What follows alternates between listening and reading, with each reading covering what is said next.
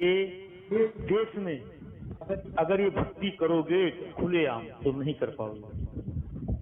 ये मैंने अनुभव किया है।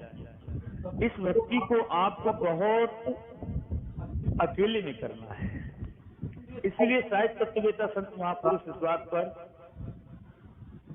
जोर देते हैं कि जो गुरुमुख हैं वो एकांत सेवन करें, सात्विक भोजन को ग्रहण करें और संसार में उतनी बात करें, उतनी संगत करें जितने से हमारा आपका कान खुल सके।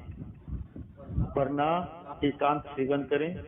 और जो हमें गुरु महाराज के द्वारा एक तरीका पता लगा है अजपा जाप का, अपने अंदर उतरने का, उस मार्ग से हमेशा जुड़े और अपने अंदर सुबह शाम भजन सुमरन करते वक्त ये विशेष तुलना करें कि मेरा अधिक समय किधर जा रहा है।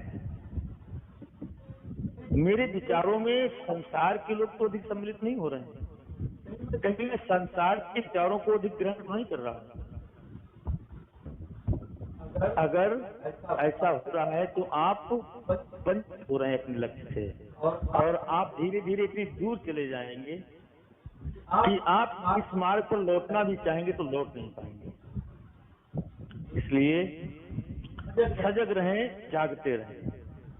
अगर जागोगे नहीं तो समय तो बहुत नाजुक चल रहा है।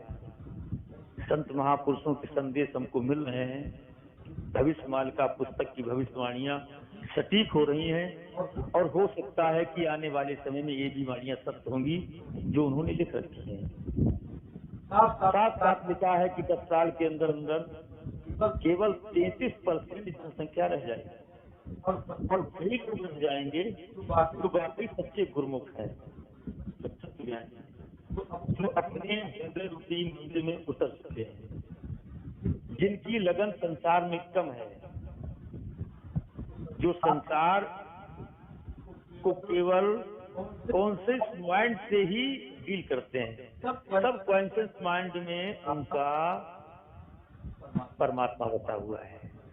उन्होंने सब कॉन्शियस माइंड रूपी क्षेत्र में भक्ति के बीज, गुरु भक्ति के बीज बो रखे हैं। जिसके हृदय में गुरु भक्ति की बगिया लय लहा रही है उसका कोई बाल बांका नहीं कर सकता है, क्योंकि वो सतगुरु के जहाज पर सवार हैं और वो रोजाना उधर बढ़ रहे हैं। लेकिन जो इस जहाज से उतर गए हैं और उनका मुख संसार की तरफ हो गया है, उनके हृदय में संसार बस गया है और वो संसार इतना घना बस गया है, इतना घना बस गया है कि वो चाह करके भी भजन सुमरन नहीं कर सकते, वो चाह करके सत्संग भी नहीं सुन सकते, वो चाह करके भक्ति भी नहीं कर सकते, गुरु भक्ति नहीं कर सकते।